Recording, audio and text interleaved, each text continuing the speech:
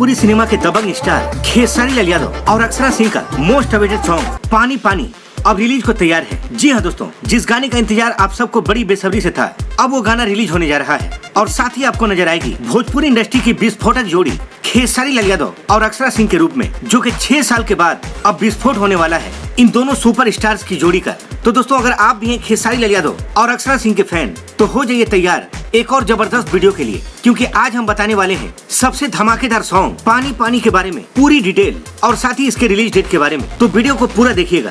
चलिए दोस्तों, सबसे पहले आपको बता दें कि खेसारी लाल यादव और अक्षरा सिंह का मोस्ट अवेटेड सॉन्ग पानी पानी का भोजपुरी वर्जन अब रिलीज होने जा रहा है, जिस गाने में अपने रैप का तड़का लगाने आ रहे हैं बॉलीवुड के रैपर और सिंगर बादशाह। जिस गाने में होगा खेसारी लाल यादव और अक्षरा सिंह की जोड़ी का तड़का और मचाएंगे बवाल अपने दबंग स्टार खेसारी लाल यादव।